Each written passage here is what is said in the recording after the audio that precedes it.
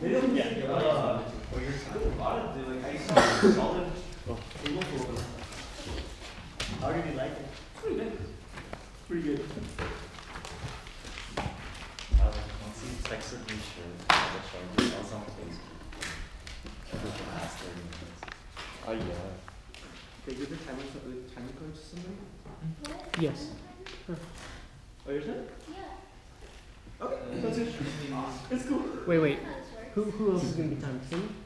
Oh, no, she's Grammarian. Yeah, no, I was supposed to be timer, but she got it. It's cool. I figured you count enough for words and stuff that you don't need another job. Unless you want. No, cool. Okay. I think I've already done the timer position, so I don't need to do it again. Oh. But if you don't want to, I can do it. It's not a big deal.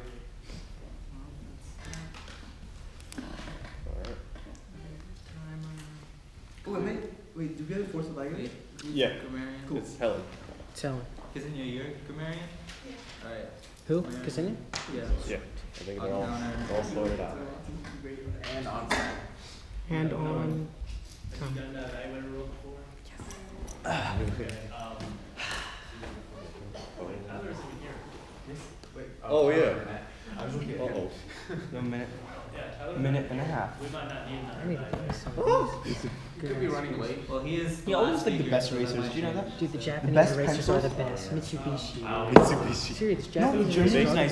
the Don't best. I like the synthetic plastic? That's the nice stuff, man. It's like Mars. It's called Mars something. You know what I'm talking about? What? Mars eraser. It feels like plastic, but it's like hella nice of an eraser. I have no idea what I'm talking about. Sounds like a speech. Is that alright? Do you have any questions? Oh, It is. it's We time already did. It's time. for a new speech from It's me. time. Oh. Got a few more seconds. I feel like everyone's just like so tense at the moment. It's like, come on, just relax everyone, you know, breathe. No one's getting like put on stage just yet. Just relax. Oh, it's April. I'm stressed. I've never seen you so organized. You look like a new man. Aw. Just close your eyes. Like There's an no El stage, Presidente. Close your eyes. There's no stage in front of you, you know? Have we had any tips for speaking? I don't know. I got one. Yeah. Be you. Got a little That's it. portfolio. You got it then. Oh, this is like the folder I used to like. All Guys, the- start this meeting. All the Toastmaster stuff goes. Yeah. Oh, Let's begin this meeting, guys, with simple welcome. I don't see any new guests. Oh, I do. Hello, ma'am. Hello, fellow members. Let's start this meeting off with our statement of purpose. Anyone want to read it? Read it. Tyler Chen. Okay. We provide a supportive and positive learning experience in which members are empowered to develop communication and leadership skills, resulting in greater self-confidence and personal growth. Thank you, sir.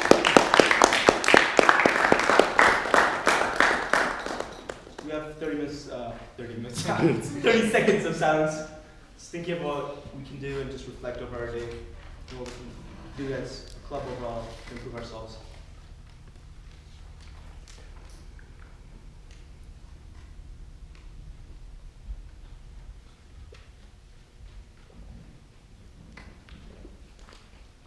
Thank you guys. And start off the meeting with our president, Alex Mathews, coming right up and starting it off. Thank you, Fahim.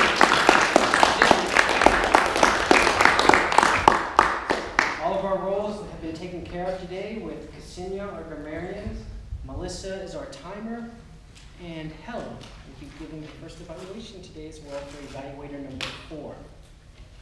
So if all the speakers are here, Nasir, Jiten, me, and Tyler, Burnette, which is I think running late, could you give your evaluation manuals to the evaluators, whoever those are? That being said, membership in Toastmasters is a privilege, and the only way to gain the benefits of our program is to actively participate. So right now I'd like to invite some more new members up on the stage. Can we get Ksenia and Mary to the stage, please?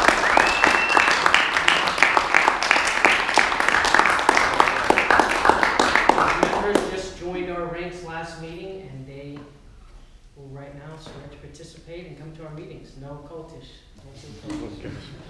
Do you, Ksenia and Mary, promise to actively Said no quote, right? I do.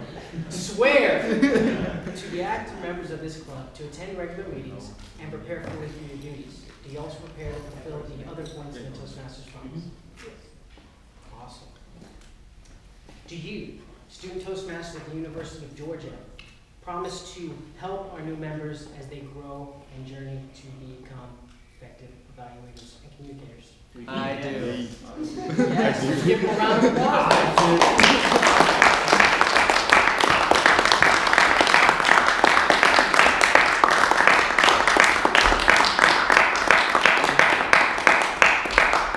Without further ado, I'd like to remind people the word of the day is resolute, so please use it as much as possible. With that, let's welcome our Toastmaster, which is also our Vice President of Membership, Jeremiah Bohn.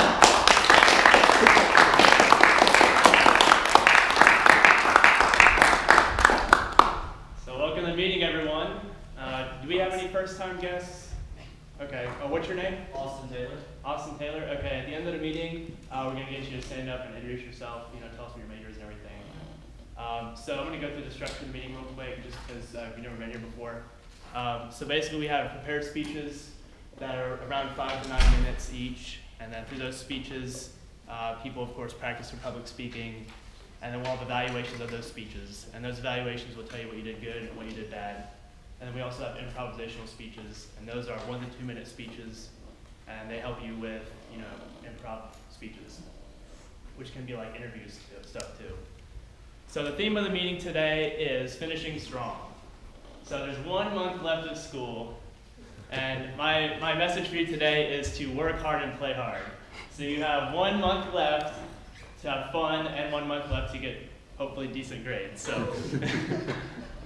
So that's the meeting for today, and resolute is the word of the day. Now resolute is determined or unwavering. Our grammarian is Ksenia. She's going to be counting how many times you say the word of the day, and if you say it the most, then you get brownie points at the end of the meeting. And then our ah counter is Mary, and she's going to be counting how many ahs and ums you say throughout the meeting when you're up here speaking. And then our timer is Melissa, and she's going to be keeping track of your times. Improvisational speeches are 1 to 2 minutes, so if you get randomly called up to do those, just know that. And then, of course, the speakers know how long you're supposed to speak. So I'm going to go ahead and bring up the first speaker today, Nasir. He's going to be talking today about social media.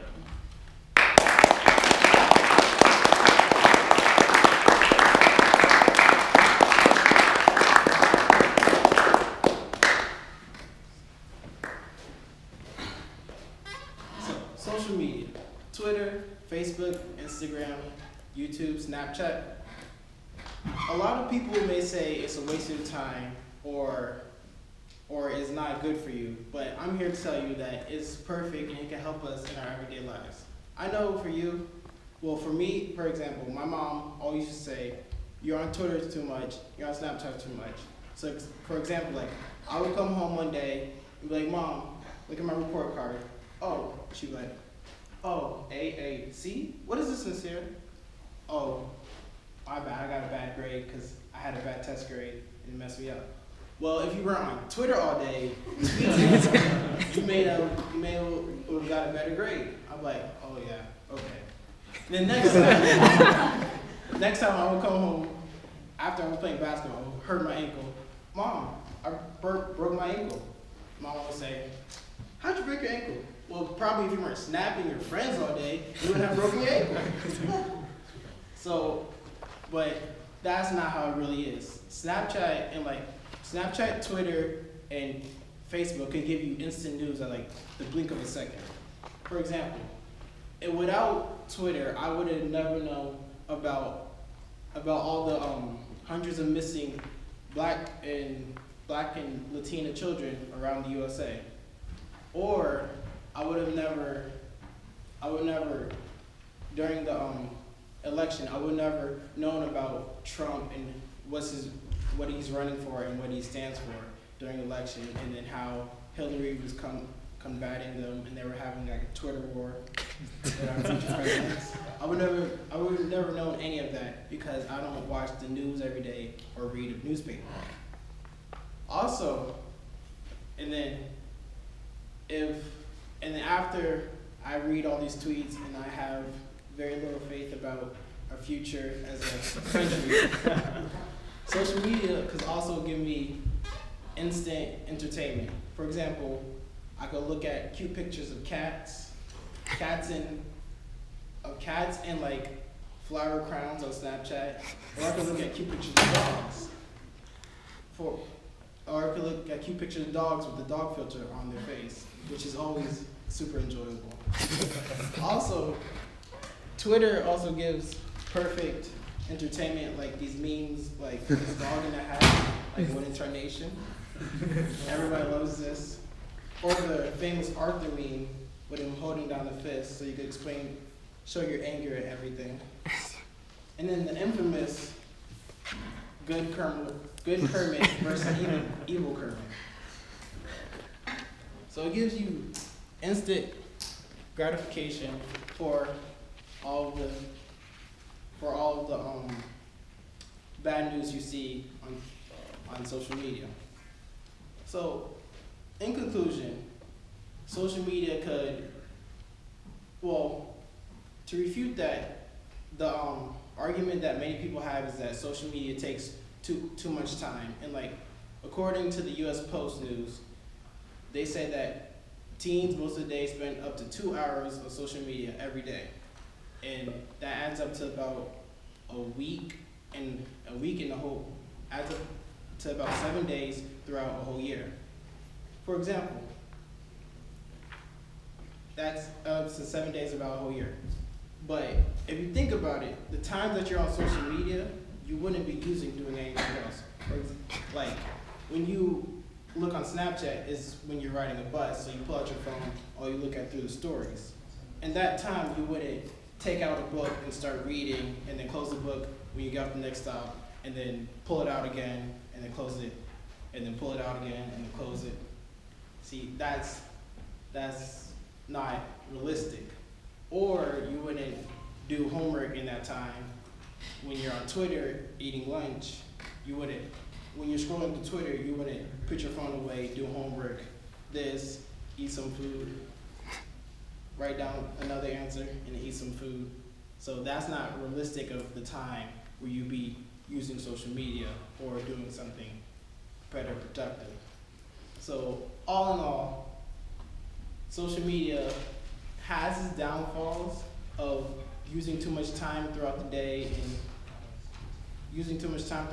but its benefits outweigh its costs in doing that. It has instant news of everything happening around the world and instant entertainment at the snap of your fingers.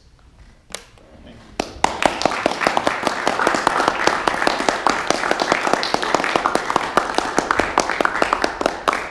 Thank you, Nasir. Our next speaker is Pant, and he's going to be giving his speech entitled, "You Are the Only Problem You Can Ever Have." It's 5 to 7 minutes long, and Jiten wants to tell you today that how to overcome any weakness you have through self-connection. So welcome Jiten to the stage.